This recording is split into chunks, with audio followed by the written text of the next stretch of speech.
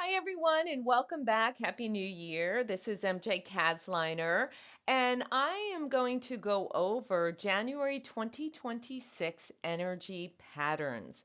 So let's delve in and see what you can expect as we continue through the month of January. All right, so the month of January presents with the Yin Earth Ox. And I just want to let you know that I have a bit of a tickle in my throat. So don't mind me if I'm clearing my throat or pausing to take some tea, but I'd like to get this information to you. So let me begin with a sip of tea. Okay, so yin earth. Let's define what that is so you have an idea. I always like to refer to nature. And in nature, yin earth is the soil. It's that thin layer of earth. And so the main purpose then is to nurture and help things grow. So what does that mean for you? Well, this month it's important to develop your skills to nurture them so you can grow. You can be more resourceful, more adaptable, especially when things aren't so familiar. So this is a great thing to focus on this month. You also want to have a mindset towards helping others. That's that nurturing quality that the soil has, especially when it comes to solving problems. So you can be very helpful, mindful though at the same time. And this will help you achieve your goals and develop your skill set further. So that's a really great thing. Now, one more sip here. As we combine that yin earth with the ox energy, there's going to be a calling to build your mental capabilities. So you want to think about different ways of doing that. See what you're drawn to, whether it's philosophy and art, science, religion, language, anything. For me, what's captivating me is to get back into my Italian lessons. Okay? So I started doing that. So the idea is to captivate your mind, yet you also want to build your intuition. Why do you want to build your intuition? Because the ox is considered one of the four faces of God. And if we think about our intuition, it's about tapping into our higher self and tapping into the energies on the other side of the veil. And so the ox energy then is very much about strengthening yourself, your true self, your true nature. And so in yoga, we refer to this as brahmacharya. It literally means walking in the presence of God. So this becomes important. Now, how are you going to do that? Well, you want to focus the mind, and you do this through inner work. You do this especially through practices of meditation. That's going to become really, really important. When you do that, you're going to find that even daily routines that you engage in, you begin to recognize the sacredness within them, right? And then you go a step further and you see that all of creation is united and resides within yourself. When you strengthen the connection to yourself, you begin to align with the creative energy of the cosmos, the entire cosmos. You begin to align with that. And when that happens, it's like a spiritual magnetism. It's like unraveling of the soul. And when that happens, you're inviting the divine light and wisdom into your mind. And wow, that's really powerful. This really aids in the manifesting process. And it keeps your thoughts in a level of positivity, which has a very high vibration frequency. So as you continue to strengthen the connection with your true self, the inner guru, the inner teacher, the seer arises.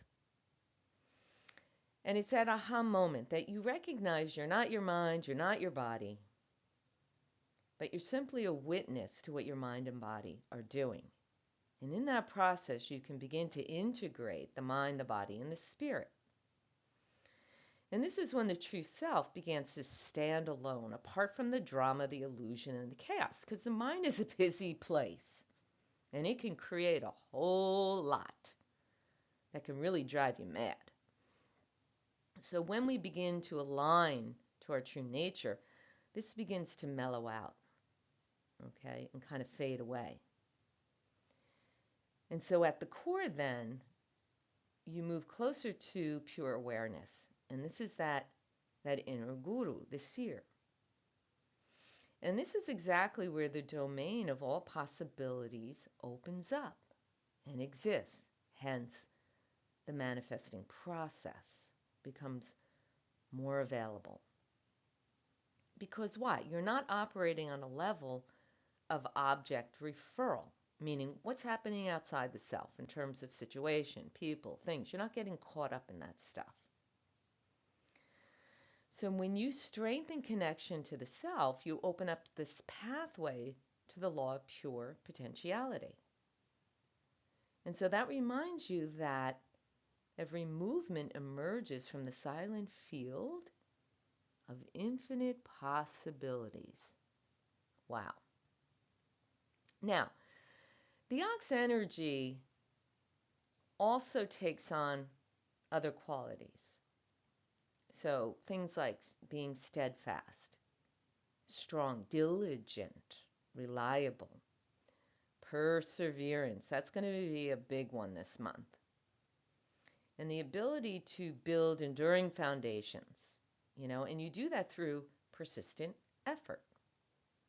So it's a strong work ethic. You're focused.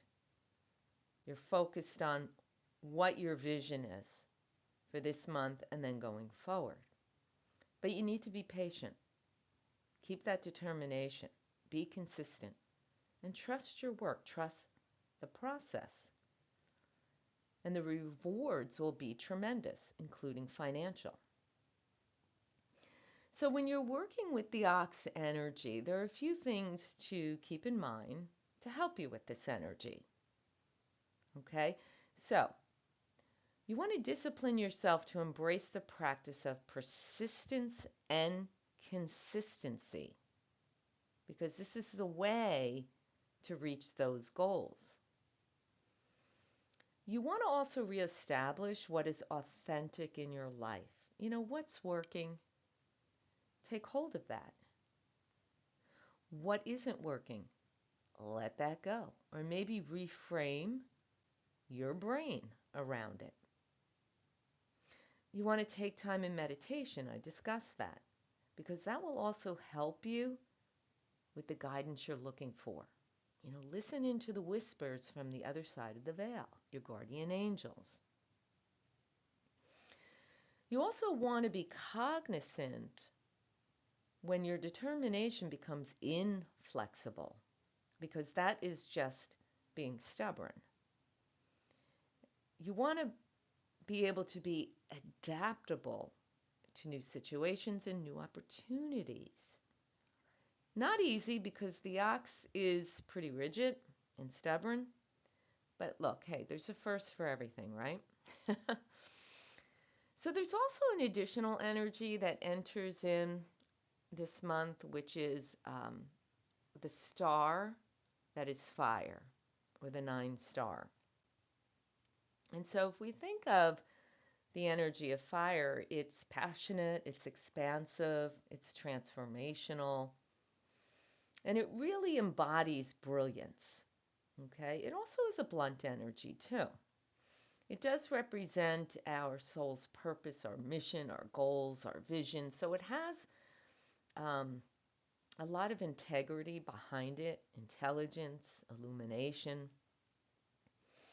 But in feng shui, this star is also known as the clinging, because if we think about the element of fire, it is of the yang polarity. And so yang always will move towards yin, or its opposite polarity. And so if we think about fire, it has to attach to something to remain in its flames. And so it attaches to something of the material world, which is yin. So in this process, clinging, it can easily create over attachments or addictions. So be careful of that this month. You want to be conscious of that. You don't want to get caught up in the trappings of the small self, the ego, the chaos of the mind, the illusion, the drama. So be careful of all of that. Clarity of vision with this fire star is about things that come from your heart. Okay, because your heart doesn't lie. Your heart doesn't get caught up in the drama. Your heart is not filled with things of the mind. So we have to be careful because we are subjected to earthly influences, but the earthly influences are not really of our true nature. Again, that brings us back to the meditation, to connection and strengthening of true self. So we use the quality of fire to burn off the things that are toxic for us, whether it's in the foods we're eating, what we're drinking, the people that are around us, the ideas in our mind that are negative, those kind of things. There is a Taoist expression that says, being beyond the world while living in the world. So in other words, we're in this world, we're not of this world, right? So that's really, really important. Okay, a moment to sip tea. Now, when we look at this fire star, and it's something that I'll just expand into a little bit here, but there is a map, we call it a Lo Shu map in Feng Shui, and when this star comes in each month, which is always a different star, it's going to take to the center of the map.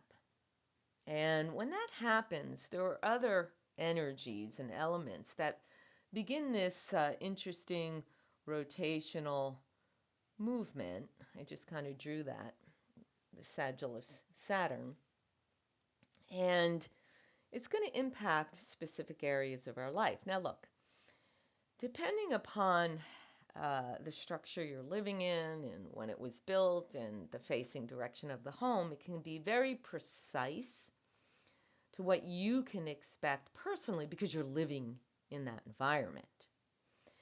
Now, to have an analysis of that, you'd need to connect with me, and you can do that through my website, mjkasliner.com, and we can discuss that further so I can obtain information from you. But in a generalized approach, meaning I'm just looking at the map itself in a generalized situation, I can give you some information of elements that you can place in your home to abate or promote certain energy with aspects of your life. So the star 9 fire, as I said, will reside in the center of this map for this month. And this 9 star is tremendous. For this 20-year cycle, it's considered the money star, the wealth star, financial investment star. And so it's great to activate it, and a water plant bodes well there. Now again, this is a generalized approach, okay? It's not personalized. If we look to the northwest sector of the home, and everything we look at is on the first level or the main level of the home, there's an energy there that we can activate future investments for financial gain. And that will require the element of virtual water. Virtual water means not real water. So virtual water might be a seashell, a glass vase, starfish, something like that.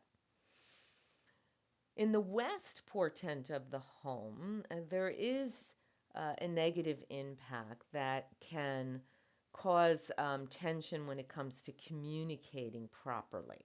Okay, so people are misunderstanding you, and then there's tension, maybe arguments. So it does require the element of metal to soften it or abate it. In the northeast sector, there's also some tension, and it can create a lot of busyness in the mind, which can kind of keep us on edge. So we need the element of fire to ease that energy.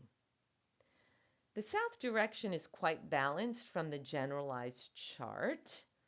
And so we really don't have to do anything because the south direction represents the element of fire. So it's going to drain the untimely energy that's entering there. So it doesn't stampede, so to be, bit your vision and your goals. Okay. The north, we have to break up this negative energy because it will impact career, and especially for males in the home. So we need a metal vibration. And the easiest thing to create a metal vibration is to ring a bell. So you do that like once a day is fine. In the southwest portent, which is about relationships, we need virtual water again to balance out the relationship of the energy here. Otherwise, you might find that your partner or close relationships become a little overbearing, one trying to control the other. In the east, also will require virtual water element to ease family gossip. Oof, nothing worse than that, right?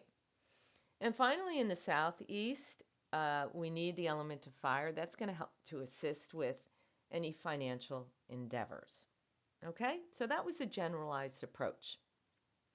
All right, my friends. Thank you for putting up with my sipping of tea here during this a little bit of an analysis for the month of January. Okay, I'll see you next time. Namaste. Okay, this concludes December energy patterns. If you're looking for more information on astrology readings, go ahead and visit my website, mjkasliner.com. Click services and look for astrology. Namaste.